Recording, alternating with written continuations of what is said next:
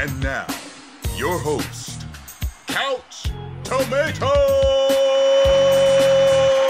Hey, I'm Couch Tomato, and I'm joined by... A potential Disney and 21st Century Fox deal, a new Lord of the Rings television show, and Star Wars. All right, let's get into it. All right, so first up, Fox and Disney held talks this past week. Yes, sir. Talks are currently over, but the important part is what did they talk about? So apparently Disney was interested in acquiring a majority of Fox properties. This includes TV shows, TV channels, and movie properties. Hulk, good idea or bad idea? At this stage of the game, it's a good idea. At first glance, I was just like, nah, I'm not a big fan of it. But the more I thought about it, the more I was like, you know what? These companies probably need to do this. You're kind of on the same page I was, because I think it's a great idea. If you look at what YouTube is doing, Amazon is doing, and we'll get into some of that later, HBO is doing, and especially Netflix. Cable is officially a thing of the past. Yep. So I was against this deal at first, just like you. I mean, my initial reaction on Facebook was like, it's a bad idea. I just hate monopolies other than the board game. But the more I think about it, just like you, the more I like it. And the interesting part of the deal is that Disney wasn't interested in Fox's news programming. So to me, that signals that they're just trying to beef up their catalog for their streaming service. They're set to launch in 2019. Yeah. Because if you look at it, yeah, like you said, like just reading between the lines, like that's their main focus right now. Because like I said, cord cutting is happening everywhere. Cable subscriptions are down. These companies need to do something in order to go on with the trend that's happening right now, or else they're gonna continue to lose profit. I mean, keeping in line with Disney, like they lost a lot with ESPN, with that division. They're about to have some layoffs this starting tomorrow, and I'm not just the writers; these are people on TV, like anchormen. So, I agree with you. And it's like they've been dominant so far with movies, like where all their properties are just going, making $1 billion, from Star Wars to Marvel and all this stuff. So they're really healthy as far as like the movie aspects, but as far as television, like you said, need to beef up that catalog. You can never have enough, especially with a streaming service, because it doesn't take much to just burn through. Because I burned through Netflix catalog as nothing. Same thing with Amazon. So it's just like, with Disney, that could easily happen. But if you add, 21st Century, it's like you could have, a whole new, set of shows, that could carry you through the 30 days. Exactly. And as a consumer, I'd like to pay anywhere from $7.99 to $14.99 a month to watch that, as well as ESPN whenever I want. I'm hoping that ESPN is part of their streaming option. Yeah. If it's not, that's fine. But I've cut the cord with cable for about 2 years now, and I love Netflix. But for some months, like November, Netflix doesn't have enough content to keep me entertained. Like I watched Stranger Things in like 2 days. Yeah. I'm about to watch The Punisher in, one day. So after that, you're left with 28 days or more to really, dig through content. I mean, Men in Black is on Netflix this month, and I watched that. But other than that, I'm paying, whatever the price is now. I don't even watch it anymore. Yeah. But I don't watch the bills anymore. But I'm not really sure. I just know that it's not really worth a bang for my buck. But if you factor Disney, who currently has Marvel, they have Pixar, they have Touchstone Pictures, they have Disney properties, Lucasfilm, so you get Star Wars. They own the Muppets, if you guys weren't aware. They own ABC, ESPN, and you add the Fox catalog to that. So now their database, it'll blow Netflix, HBO, and Amazon out of the water. So I think this is a good look for them. Even though the talks have died down, I would imagine this is not the last time that they'll talk. No. So I'm really anxious to see what goes on with that. And just another thing. So when you hear about this deal, the first thing that comes to mind, another angle people bring up is, all right, what does this mean for X-Men, the MCU, and the Fantastic Four? Does this mean a future collab? In my opinion, that's a small piece of the picture. These companies make their money to fund movies through advertising. So with no cable, how can you advertise on FX, on Fox, on ABC? you could advertise on Hulu, but Fox and ABC have to split the revenue with other companies. So what does this mean for those like collabs that people are hoping for, like the Marvel family getting back together? I think it would help Fox with the most. I think it's the same way with the Sony and Spider-Man. It's like, even though like Sony has success, you know, previously with their previous trilogy, but you knew like eventually like they're gonna need to combine with Marvel. You know what I'm saying? Spider-Man can't do it on alone because they tried with the Sinister Six and all that stuff. Like, you just knew that was not gonna. Spider-Man can't do it alone because I just feel like Spider-Man doesn't have enough heroes in that universe to really stretch it. You can't stretch it out of New York City. Yeah, that's his issue. But with X-Men, I honestly believe they're conditioned to do it alone because they have so many. They own everything in the mutant catalog. That's true. That's true. My only fear is just, I guess, because I'm not. I agree that they could do it alone, but I just don't think like Fox can handle it. You know what I'm saying? Like, I just don't. Like, even with their success of Days of Future Past, and even now with Deadpool, I still don't like the way they're handling this new X universe because, you know, Apocalypse wasn't received well.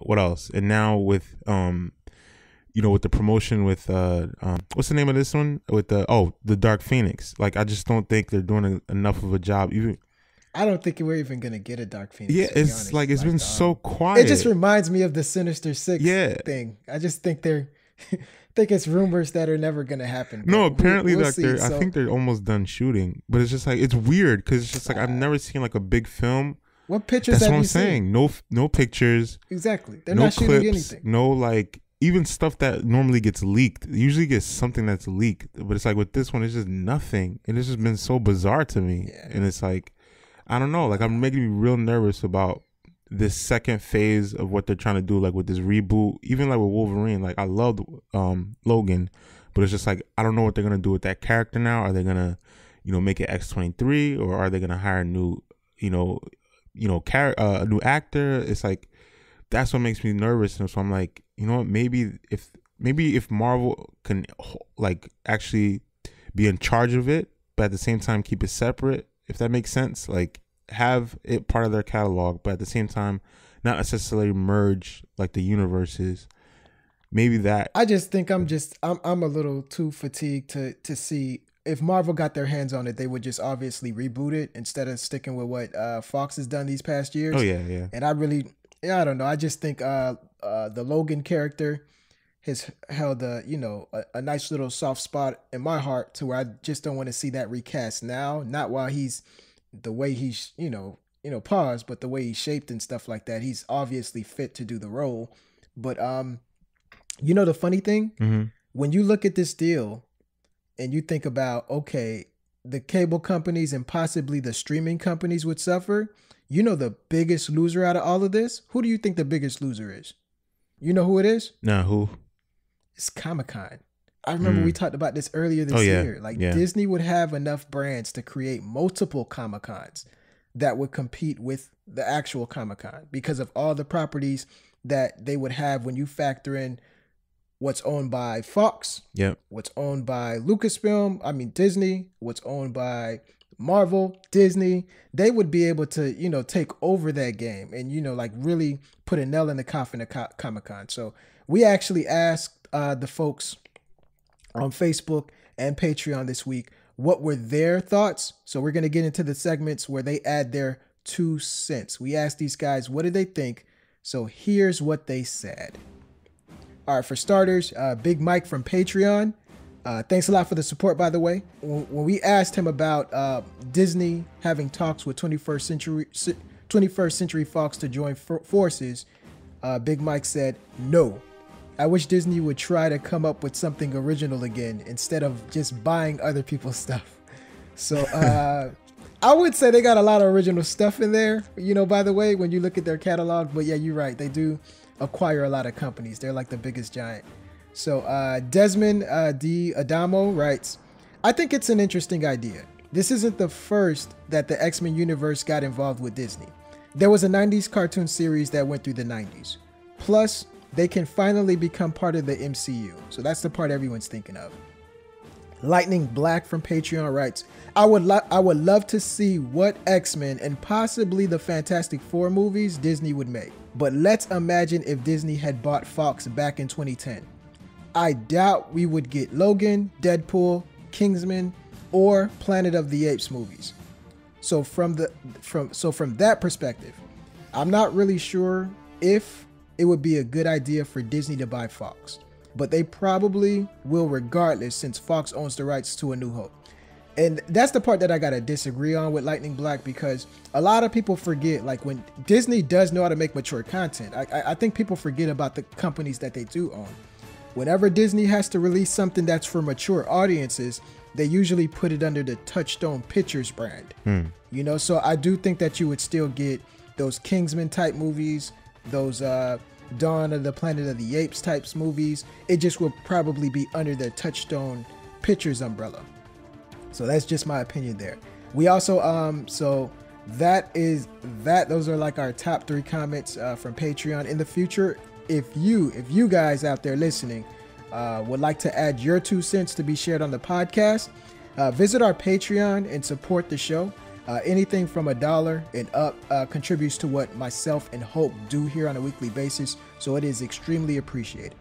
So moving along, speaking of the giant that is Disney, they announced this week that we'll be getting a brand new Star Wars trilogy. Hope, your thoughts? I thought this was great. Like, because you know they're not going to be done like after episode 9. So I was just like, okay, what else could they do to tie in to this universe? You know, expand it. You know, they're already doing like that, like with Han Solo and Rogue One, and you know what I'm saying? Like they're doing like these separate movies. So I was just like, okay, why don't they do TV? Like I was always in my mind, but I always thought they were gonna do like a cartoon. But when then thing and it was just like, oh, live action, I was just like, whoa, like this could actually be something I'll be interested in. Like, so when I first heard it, I was just like, okay, this could really work. Like I thought it was a good idea as far as them, you know, expanding their universe. And this is another thing I bring up when you talk about Disney acquiring properties.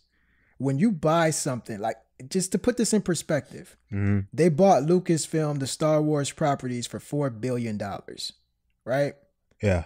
You're going to have to sell a lot of movie tickets to get your money back. You know, when you factor in the amount that you have to pay to, you know, for some of these events and all of this stuff, they're getting their money back mainly through the toys and, you know, just the stuff that they're doing at the theme parks and stuff like that. But for the movies alone, they have to pump out a lot of movies to get their money back. So this is no surprise to me. But another thing that this brings up, they must really love The Last Jedi, because they're putting Ryan, who directed The Last Jedi. So he must have done something right for them to decide to give him his own trilogy. So he's the director of Looper. That's what he's other than, you know, Star Wars, that's what he's most known for. So I'm getting a mixed signal. On one hand, this could mean that the studio might really love The Last Jedi and they're proud of what he did. But on the other hand, it could just mean that they really hate the upcoming Solo movie. You know, so that's another part of this, to where Disney needs to find another way to really squeeze the cash cow that is Star Wars. So they're like, oh, wow, you know what? We thought we were going to be able to do just prequels for the rest of our life. But at least in the Star Wars lore, prequels have never been a good idea for that series. It's like when you look at the prequels, they made money, but a lot of fans, you know, have a sour taste in their mouth about it. And I really think that's going to be the situation with the Solo movie. Rogue One, you could argue or whatever. I just know, talking to Star Wars fan, I don't know if it didn't hold the same weight as a Star Wars movie. It did good at the box office, but time will tell. I don't know if a lot of people are going to be talking about that movie a couple years from now, but we'll see. The Disney CEO stated that this new trilogy will, and I quote, introduce new characters from a corner of the galaxy that Star Wars lore has never explored. Now, Hulk, do you consider yourself like a diehard Star Wars fan to where you know about some of their lore from the books and stuff? But yeah. Neither do I. Neither do I. So I mean, this at least puts us on equal footing with some of those Star Wars fans who do know about that stuff, because I know they're the first ones to really make fan theories whenever they see trailers. Oh, that's so and so from the books. You know, they're in the dark just as much as we are. So I mean, right now, are you anxious to see Star Wars characters that you've never heard of? For me, no. But at the same time, I respect the business decision because, like you said, because going back to our first topic, they need stuff to stream. And it's just like anytime you stamp on that Star Wars name, that brand, it's going to attract viewers. So at the same time, if you have a live action, if you're going to be committed to it, put money into it, like I really feel like it could work to the point where it could maybe connect with the movies. Maybe you have certain characters appear in the new trilogy. And at the same time, if you want to keep it separate, you can, just off the fact that it's part of such a big universe that you could expand to different planets and different worlds and different aspects of the storyline. So I can't knock the idea because I really think it could be productive and, you know, continue to, you know, bring revenue. Because like you said, what was it, 4 billion? That's how much they got sold. Yeah. Yeah, like even if like the new trilogy, all of them make 2 billion a piece, that's only 6 billion. You know what I'm saying? And these companies, they want to make 3 times, 4 times. And imagine when you factor in the amount that they spend on the movie, the amount that, you know, they do their own distribution. Exactly. So it's like, no, like you gotta make that 10 times to get your 4 billion back. This is like this is why if you give me, this is like buying. It's like buying the Miami Heat 4 times, bro. Like this is like a sports franchise. Come on, and that's man. Like no. The Heat's not the biggest franchise. You know what I'm saying? Like Star Wars is the biggest franchise. So you gotta make, you know what I'm saying? Like you said, 10 times more. Like bro. It's exactly. So when you do buy a franchise, you have to pay those people salaries. Yep. Like do you see how much millions of dollars these athletes make? It's the same thing with actors. So you're paying out $4 billion to make these movies. Exactly. So come on, man. You know, not all of them are gonna be a hit because I'm telling you, like the Han Solo stuff, they had to do like practically. Bro, I already have bad feelings about that, and you know, and you mentioned this. You said this galaxy is so huge, but I want to believe this galaxy is as vast as I hope it is. But when the studio keeps doing callbacks, like the Solo movie, and like how everyone's related in this huge universe. Everyone seems to be related to one another. It's not as big as we think. So my only issue is if you make a Star Wars movie about characters who aren't Force sensitive, I'm personally not invested. Like that, to me, that's always been the coolest part of Star Wars is you know, just manipulating the Force. Yeah. And I thought that lacked in Rogue One. The only person that you could really point to that was really Force sensitive was Vader. And he's, you know, kind of an icon with that universe. So if you're telling me no, we're dismissing everyone from the previous films and we have more interesting characters from outside of that galaxy, I'm like, you know what? I don't know how much people are walking around that universe using the Force. And that's, if you're not putting that into the movie, I don't know how interested I'll be. But anytime you mention Star Wars, especially what they've done to really put new blood into the new trilogy that they got going on, I think it's going to excite a lot of people. I think it's going to definitely make new fans and it'll keep the old fans entertained. So I'm talking out of 2 sides of my mouth right now. But to answer the original question, this is a good idea. Yeah, for sure. For sure. And they're not, you know, apparently they're not the only one that's trying to make their, trying to make some cash. So Lord of the Rings has recently announced that they're partnering with, Warner Brothers and Lord of the Rings is partnering with Amazon to develop a TV series. So they want to make that property a little bit more lucrative than it currently is. So what about this? Good idea, bad idea? Like I said, this will be a good idea because like I said, these companies... You sound reserved. What's that about? The only reason is because... Okay, I'm not the biggest Lord of the Rings fan, but I was able to go through the trilogy and I was just like, okay, I could see why this is like the fans love it or whatever. I could see it. But the Hobbit stuff, nah. I was like, I fell asleep with all of them. Didn't finish either of them. Like it just didn't work for me. So I'm just like, that's why I'm a little, like you heard that in my voice. Like it's just like I'm still a little hesitant on that because like I did not like The Hobbit at all. So you know what I think they'll do? I think they're really going to focus on the storyline that was involved in the original trilogy. They're just going to be recreating that in a a TV series format. I think that's what they'll do, but nobody knows right now. I do think this is a good idea. People who like the Lord of the Rings movies like it because apparently it's a fair adaptation of the books. Same thing goes for Harry Potter and Game of Thrones. And those are like the top, other than the Bible, those have like the most loyal following when it comes to, like people who just love the books. Mm-hmm. So in order to create that world, Middle Earth, you need a lot of money. If they were partnering with a channel, I'd be extremely worried about this. But they're partnering with Amazon. Everybody knows Netflix has a blank check. HBO has a blank check. And Game of Thrones is the most expensive series ever made. So that shows you how blank HBO's check is. Mm-hmm. Another person that has a blank check is Jeff Bezos, the owner of Amazon Studios. So Amazon Studios subscriptions numbers are going to skyrocket, because of this. Yeah. No deal is currently set, but Jeff is personally involved in the negotiations. So I would imagine money's no object for that guy. Yeah, it's gonna happen. So rest assured, a deal's gonna happen, man, and I think he'll pay top dollar for it. TV is kind of taking the place of the big screen anyway, so you could accomplish a lot more with TV nowadays. But all in all, I think this is a good fit. Warner Brothers, everybody always says Warner Brothers makes better DC cartoons than they actually do movies because that studio, they have TV down packed. So if you give them a nice wallet, I think they'll get it together. It's just that shows like Green Arrow, what is the other one? Gotham and stuff like that. Flash.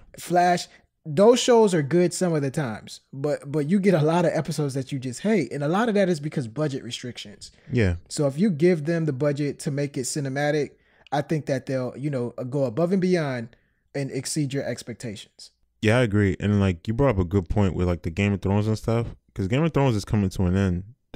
I know they're trying to do like a prequel stuff, but regardless, there's going to be a gap. There's going to be a hunger for that type of storytelling. So yep. Lord of the Rings could easily capitalize on that hunger, after, when Game of Thrones is over. So we'll see. And like, if you talk to a person who read the Game of the Thrones, because I would say a majority of people who are part of the Game of Thrones community, they never read the books.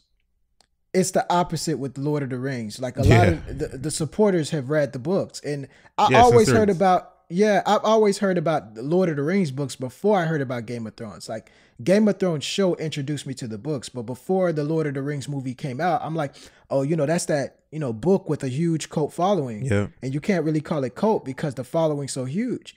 So I think they're going to rush to support this property more than you saw with Game of Thrones. The thing is, it just has to be good and it has to be appealing to everyone. Because me personally, I wasn't invested in the first trilogy, so I never even watched The Hobbit.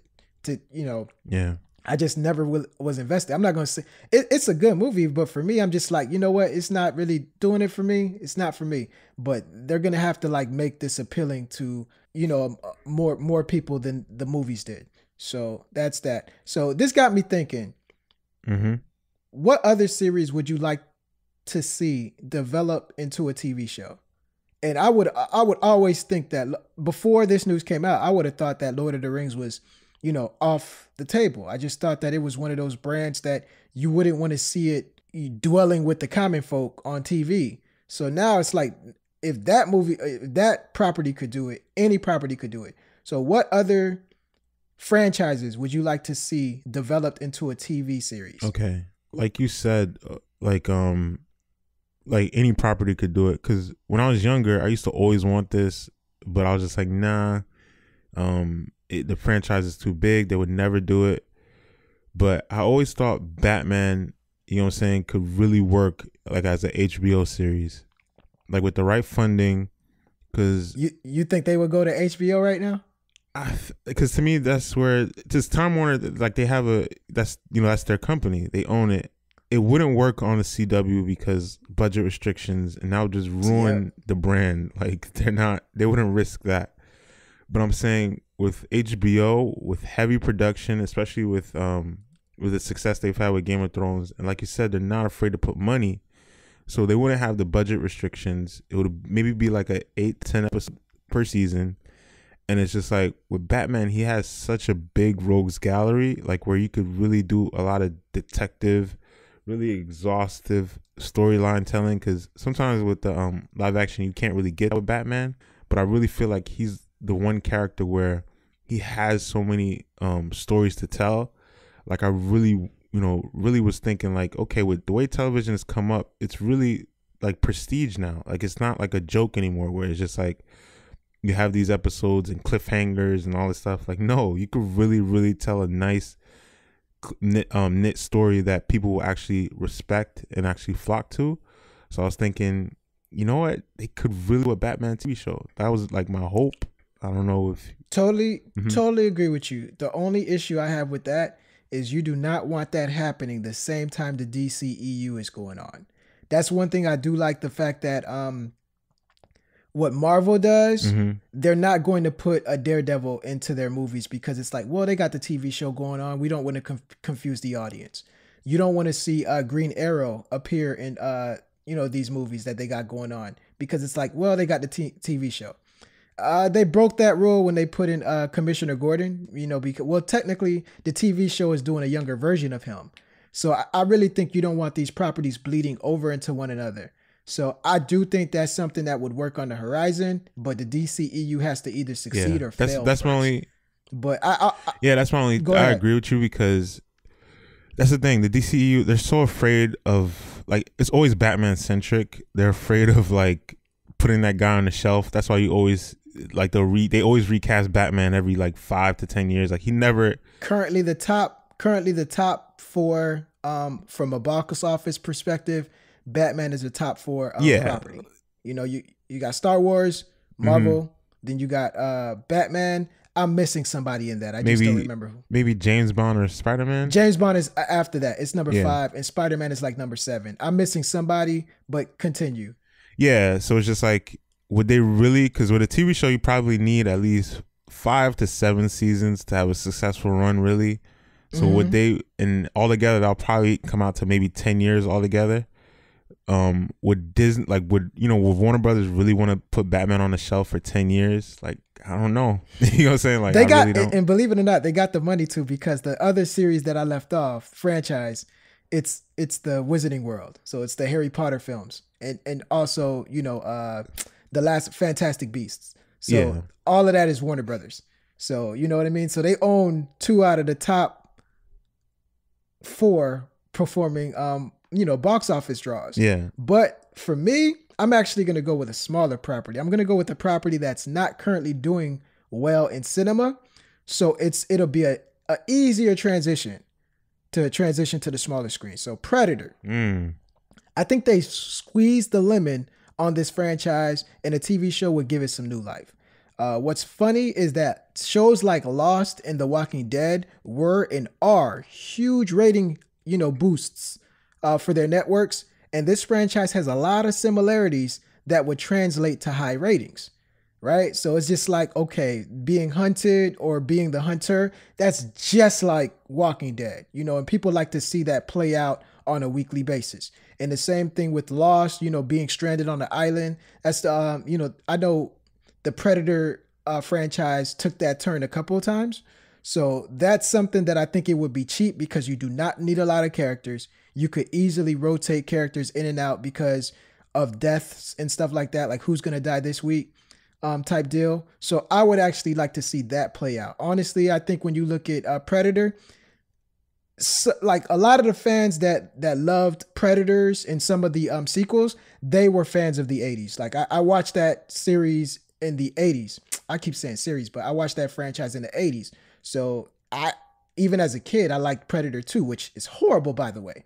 So a lot of people holding on to that franchise and supporting it, they're like my age and up. So in order to introduce it to some new blood, I do think that you need to give it a TV series. Yeah, I think that's a great idea.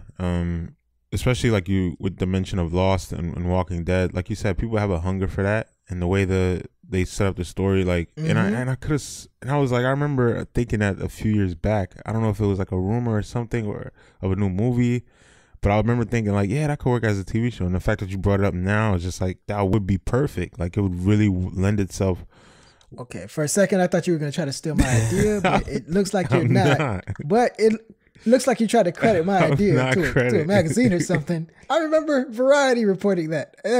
It's a fresh take. It's my idea, so let's not poo-poo my That's idea. not, I was But let me actually hear. piggybacking on your idea. Like, it's, Oh, okay, that's what you call it. All right. But give me. I got two more. They're probably not going to be as good as the idea that I just explained. But give me another one of your ideas that would probably work better as a TV show. We mentioned this before, like not necessarily, but we mentioned this property. Like we was like, oh, Harry Potter, and I was just like, yeah, that could work. Just Stop. No, I'll listen, stop you listen, there listen. because, you know, It's you do know that's like my favorite. That's my favorite franchise. Not like, you know, like people. Some people have Star Wars. Some people have Lord of the Rings. Harry Potter was the universe that, you know, kept me awake waiting on trailers when I was younger. So I don't want to see it. Not now. I want to see what they do with Fantastic Beasts. You don't have to. But It doesn't have to be like with Harry, like Harry Potter. Like you said, this is another franchise where their universe is huge. They could expand on it, and like you said, with Fantastic Beasts and all that stuff, they could really lend itself to just a television format, like where you have different characters, new characters, fresh faces, different stories. And it's like with Warner Brothers, they're not gonna hold back with Harry Potter. Like you said, this is top 4 all-time movie making. Yep. They're not gonna just sit back and like watch Disney continue to dominate. They're gonna bring this. They're gonna bring this out. Did you again. like? Yeah, Did go you ahead. like? Did you like Fantastic Beasts? It wasn't. Did you like Harry Potter the film? Yeah, it was straight. I never really watched all of them, but the few that I watched, it was straight. Like I always. Yeah, All right. Go ahead. So that's the thing. I think people like me, because if you need to sell this to anybody, you need to sell it to me, because I'm the target audience for Harry Potter. Fantastic Beasts, I thought it was okay. The only reason I'm holding out hope is because if you watch Sorcerer's Stone, it is the weakest movie. You know, one of it depends. You know, some people say Order of the Phoenix or whatever, but it's not. It doesn't pull you in automatically to continue to watch the franchise. So I always tell people you got to get the Goblet of Fire or Prisoner of Azkaban. That's when you realize, oh shoot, it just got real. With Fantastic Beasts may do that, maybe because if it's their introduction, it wasn't as good to me. But that would have played out better as a TV show. But if you're doing a Harry Potter TV series, the words Harry Potter need to be involved, or at least his offspring, like his son. I would be anxious to see what they do. But if they're doing, oh, this took place before Harry Potter, or this took place after, like their biggest baddie in that universe is He Who Shall Not Be Named. And if you don't name him for a series, I'm not that interested. But that's just me. So my turn. This actually might not work. I might get a couple of boos, but I want you guys to hear me out. So I'm picking Battleship. Only because the movie was so horrible. Right? But the property is so well known because of the board game. And that's the reason why they actually took a huge risk and spent I think it was like $250 million on this movie. It's one of the biggest busts in Hollywood, by the way. But I think Hasbro properties work better for TV, period. Transformers and G.I. Joe, before those guys were on your big screen, they were on your Saturday morning cartoon lineup. So if you give me a live action of Battleship or Transformers or G.I. Joe, I'd much rather see a live action show for those properties than another film, because I think they keep trying to do movies, and if the last Transformers movies showed you anything, it's that we kind of don't care anymore. So push it through the streaming circuit rather than us having to, you know, pay for popcorn, nachos, and really feel cheated when we actually watch, you know, the properties that you release in cinema. So I put Battleship, and it's okay to boo. No, I think that's a good idea, because I would rather like lead with G.I. Joe. Like I thought that was gonna be like the premise that if you were gonna pick from, you know, those properties. I switched it up at the end because I felt like I'm burying myself. But G.I. Joe would work. And, you know, they put Rock in that franchise thinking it was going to save him. Nah, it did not. Not even close. If anything, putting RZA in that film buried them. it ensured their burial. The worst accent I've ever heard. Moving along. I got one more after this, but let me hear one more from you. I was thinking with Fox, like since they have so many mutants and stuff, I was thinking maybe just have a storyline with like just Magneto, or storyline just with Wolverine, because like I said, I really think like these characters, they have so many different stories, and it's just like you're not gonna see them all played out with the movies. So I was just thinking you could still connect it with like the main universe, but like you could have like a gritty FX series where you could, you know what I'm saying, show a little more content, you know, have it be on cable, not necessarily on like the Fox, you know. Even if you put it on FX, compare it to what they're allowed to do on Amazon and what they're allowed to do on Netflix, it's not going to compare. I mean, you're able to show anything you want. FX good. Like, don't get me wrong, it's not. No, it don't. Not like Netflix does. I'm talking about like they still have limitations, man. You know they do, because you know they got limitations, because when they show certain X-Men movies, they have to censor it. Yeah. So I know they can't get there. You know what I mean? And X-Men movies are rated PG-13. So it's like, I feel you, but also let me ask you this question. When you first watched Daredevil, before you watched Daredevil, were you a fan of like the actual property, like Daredevil? He was okay. Like I was like a big fan, but I used to watch him in like Fox 29. Yeah, the cartoon with Spider-Man. Yep. Yeah. But I was same just, here. But I know you watched him on the Fox 29 thing, but he wasn't a huge thing that you needed to see in the movies. Nah. So, but now that the show's come out, you know about his character, you like his character more. Same thing with Punisher. I've never watched any of the Punisher films. I'm talking about other than the Dolph Lundgren movie from the 80s. I never watched that stuff that they were coming out with I think in the 90s and the late early millennium. So it's like I've never been interested in his character, but after Daredevil, it gets me invested to know about this character. So I think the idea is whenever you create a TV series, it's supposed to draw you into the universe to where, okay, you go research the comics, you go buy the toys, you go buy the paraphernalia. So if you give me characters that I've already seen fleshed out on the big screen, I'm not going to be that invested. And I guess that's my logic here. It's like you get to introduce this stuff that people don't necessarily know. And it will, like if you do decide to come out with the movie down the road, now you'll have more people invested. I think Professor X, we done seen him played by 4 different characters when you include the child, the teenager, the college student, and the old guy. It's same thing with Magneto. So it's like, I don't know if I want to see that. I do know that Marvel is experimenting with TV shows centered around mutants that we don't know. And I do think that's a good idea. But we'll see. My last one, I picked Dungeons and Dragons. You know, they had a movie and it was just horrible. It starred Jimmy from The Adventures of Lois and Clark and Marlon Wayans.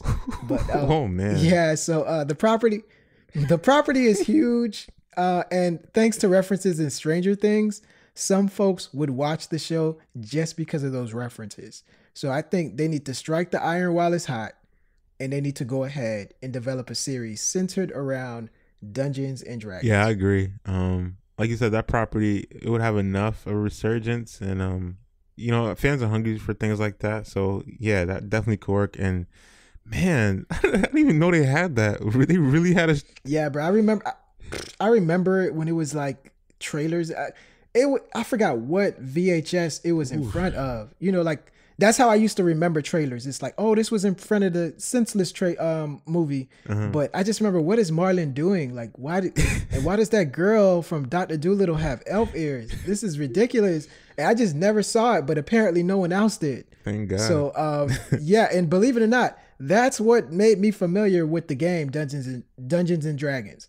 So when you know, VH1 did I Love the 80s, they did a sequence on Dungeons and Dragons, and I'm like, oh, the Marlon Wayans movie. Oh, this was a thing in the 80s? So that's how I became familiar with the property.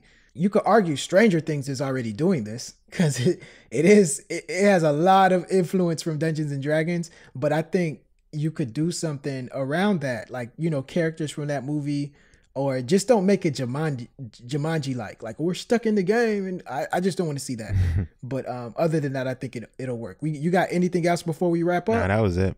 All right, cool. I'm actually anxious to hear what you guys think. So let us know what you think about the Fox and Disney deal on the Facebook page. Also, let us know what you think about Lord of the Rings developing a series with Amazon, as well as the new Star Wars trilogy. And one more thing, just let us know any property you would like to see developed as a series. So anxious to hear what you guys think. Head over to Facebook or in the comment sections below and let us know what you think. So all in all, guys, it's about that time. Thanks for joining us today. Before you leave, if you like what you heard, share it with a friend on Apple Podcasts or wherever you go for your podcast. Don't let this be the last time we hear from you or you hear from us. Support the show and become a sponsor by visiting our Patreon at www.patreon.com/couchtomatofilms. Also, join us next week and check out the show notes on where to find us weekly. It's Couch Tomato Films on YouTube, Facebook, and Instagram, and Couch Tomato Film on Twitter. Other than that, peace.